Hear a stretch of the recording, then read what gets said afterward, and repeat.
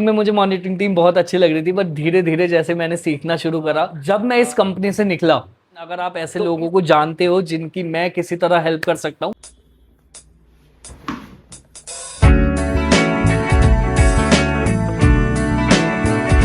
So hello everyone, my name is Ishaan Rai and welcome back to my channel. I am tired. So आज life after BTech में मैं एक और value और video दोनों ऐड करना चाहता हूँ।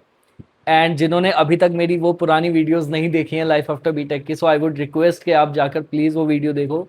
थोड़ा बहुत कहीं ना कहीं किसी वीडियो में मोटिवेशन मिल जाएगा, और नहीं भी मिला तो ठीक है, ये मेरी जर्नी है जो मुझे शेयर करनी थी।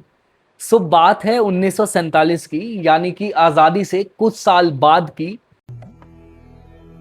जिस राह पे तुम चल रहे हो बेटा, एक दिन पूरी तरह फंसोगे। 2019 की, जब पहली बार मैं बीपीओ एनवायरनमेंट से बाहर आया था और मेरी जॉब लगी थी एक कंपनी में जिसका नाम था ग्लोबल लॉजिक। सो ग्लोबल लॉजिक कंपनी में जब मेरी जॉब लगी तो वो थी एक मॉनिटरिंग टीम में। जैसा मैंने पिछली वीडियोस में भी बताया है, मॉनिटरिंग टीम में रिक्वायरमेंट नहीं होती कि आपकी इतनी टेक्निकल स्किल्स हो या आपको ज़्यादा कुछ आता हो। मतलब उनकी बहुत बेसिक, उस टाइम बहुत बेसिक रिक्वायरमेंट थी, वो था सिर्फ Excel and basic comm skills, and you should have a basic knowledge of hardware and software, and that's it. And your debugging skills अच्छी होनी चाहिए। ये सब रिक्वायरमेंट थी, बेसिक बेसिक। वो सारी चीज़ें मेरी क्लियर हो गई थी और मेरी मॉनिटरिंग टीम में जॉब लग गई थी। मेरी सिलेक्शन हो गई है। अभी so now what is monitoring team? Monitoring team is something जो डेवलपर्स या कोडर्स जो होते हैं ये पाइपलाइन बनाते हैं, एंड मॉनिटरिंग टीम उन पाइपलाइंस को मॉनिटर करती है, और अगर कोई भी इशू आता है so you have to report. Hello. Hello. हाँ मालिक। हाँ। अरे मालिक, वो थोड़ा सा गलती हो गई। L1 L2 L3 रहते हैं, ऐसे डिफरेंट शिफ्ट्स में काम होता है। एंड अगर कोई भी इशू आएगा सो उन पाइपलाइंस पे they fix some notification thing.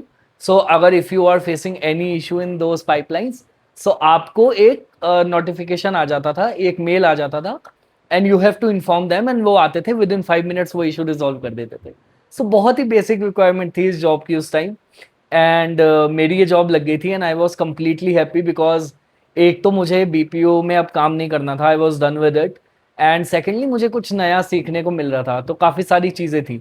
इस कोडिंग एनवायरनमेंट से पहली बार मुझे इन चीज़ों का आइडिया हुआ। जब धीरे धीरे हम काम करना हम लोगों ने शुरू किया तो काफ़ी मज़ा आ रहा था, काफ़ी कंफर्ट जोन बन चुका था, काफ़ी सारे अच्छे दोस्त थे। एंड सबसे इम्पॉर्टेंट बात ये थी कि जो आपको फूड था वो मिल रहा था ऑफिस में ही, like breakfast and lunch. Chicken korma, सूखा मटन, पाया सूप, नान, बटर नान। किसका बर्थडे भाई? मेरा ही बर्थडे है। चलो लाइन में आ जाओ। सो it was really good, because those people working in BPO उन्हें पता है कि ऐसा कुछ नहीं होता है। तो आईटी में ये काफ़ी अच्छी बात थी मेरे लिए उस टाइम पे। That was one of the thing. Plus मेरे काफ़ी अच्छे दोस्त भी बन गए थे, तो काफ़ी कंफर्ट जोन चल रहा था। तो मतलब 8 to 9 months ऑलरेडी मुझे हो चुके थे इस काम में, एंड काम वॉज फिक्स ओनली। मतलब ऐसा नहीं था काफ़ी न्यू चीज़ें आ रही हैं या कुछ नया सीखने के लिए मिल रहा है, but it was at least better from BPO. ये सब था। एंड जब पाइपलाइंस बनती थी, डेवलप होती थी, तो जब ये इश्यूज हमें आते थे, तो जब हम किसी भी डेवलपर को इन्फॉर्म करते थे that we have this issue, request you to please come and resolve this so that we can give an update to further teams that issue has been resolved. तो वो आते थे और विद इन 5 मिनट या 6 minute में वो issue resolve करके चले जाते थे। तो काफ़ी टाइम ऐसा होता रहा, देन आई रियलाइज के यार इतना इजी क्या है कि हम इन लोगों को इशू इन्फॉर्म करते हैं, and they come and they resolve the issue and they just go, like it takes within 5 to 6 minutes. तो अगर इतना इजी काम है तो वाई नॉट मी? मतलब मुझे ये क्यों नहीं आता? तो मुझे क्यों उन लोगों को इन्फॉर्म करना है कि कुछ इशू है आपकी पाइपलाइन में और आप आकर वो इशू रिजॉल्व करोगे? तो मेरे अंदर थोड़ी सी इनसिक्योरिटी इस चीज़ को लेके थी कि मुझे ये चीज़ क्यों नहीं आती है, बट अल्टीमेटली पता नहीं था कि मुझे क्या पढ़ना है क्या नहीं पढ़ना है, कुछ भी ऐसा। So when I completed 8 to 9 months in Global Logic, so they gave a training module. मतलब उस टाइम जैसे ट्रेनिंग्स होती हैं हमारे कंपनीज में, तो उन्होंने एक ट्रेनिंग मॉड्यूल दिया, वो था हैकर रैंक का सीक्वल वाला कोर्स। तो अगर आपने कभी हैकर रैंक दिया है तो आपको पता होगा कि हैकर रैंक में सीक्वल के जो क्वेरीज होती हैं उनके साइड में ही डिस्कशन वाला सेक्शन होता है। So there you go see the discussions and copy the answers and directly paste them, and वो आपका टास्क कंप्लीट हो जाएगा। तो ऐसे ही मैंने स्टार्ट करा, सारे टास्क कंप्लीट कर दिए मैंने, and I was really happy कि ओके ठीक है, the company has given me such and such module and I have completed it within a time span. तो it was a good thing. तो मतलब सबके आईज में I was a good contributor to the team that I have completed the task. But मुझे तो in अंदर like inner self I know कि मैंने वो टास्क चीटिंग करके ही करा था, तो मुझे काफ़ी गिल्ट था इस चीज़ का। सो वहाँ से मुझे रियलाइज़ हुआ कि मतलब मुझे सीक्वल सीखना चाहिए।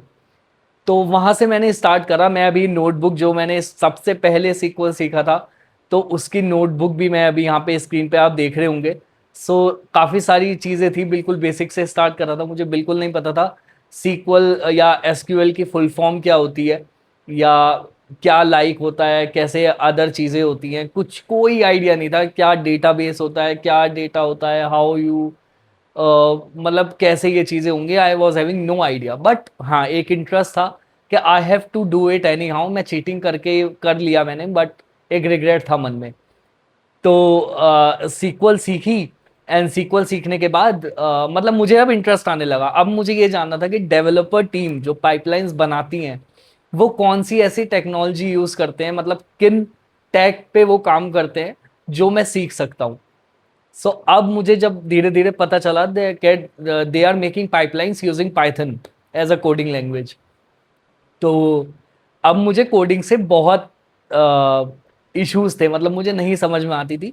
सो मैंने कभी परस्यू करने की कोशिश भी नहीं करी, और प्लस मैंने बीटेक इलेक्ट्रिकल से करा था, तो coding was not an important thing for me. मतलब मुझे बिल्कुल इंटरेस्ट नहीं था कोडिंग में। But curiosity and the thing in you कि आपको अब इस फील्ड में आ गए हो तो आपको अपनी सैलरी तो किसी तरह इंक्रीज करनी है, क्योंकि ऑब्वियसली मॉनिटरिंग टीम में सैलरी बहुत कम थी मेरी, बट सैलरी भी इंक्रीज करनी थी और आगे ग्रोथ भी करना था।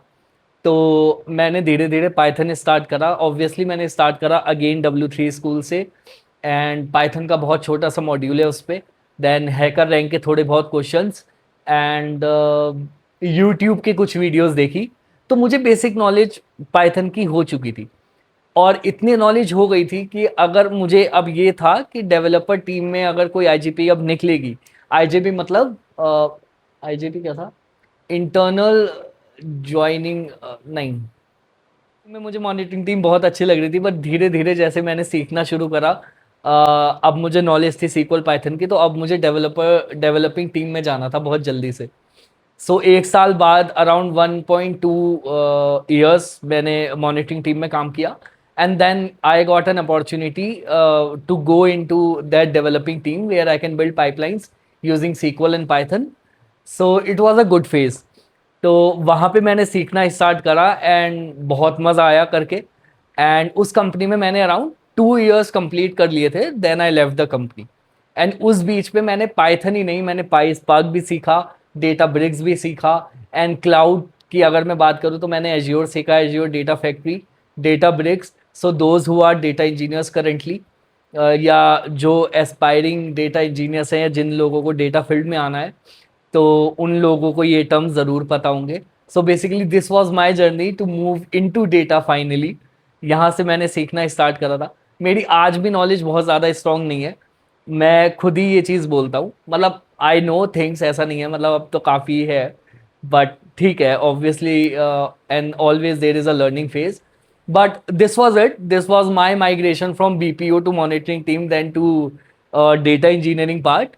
बट आने वाली वीडियोज़ में जब मैं इस कंपनी से निकला, तो इस कंपनी से निकलने के लिए सिर्फ स्किल ज़रूरी नहीं थी, मैंने एक बहुत इम्पॉर्टेंट स्टेप लिया था जो मेरा लाइफ का बहुत टर्निंग पॉइंट था।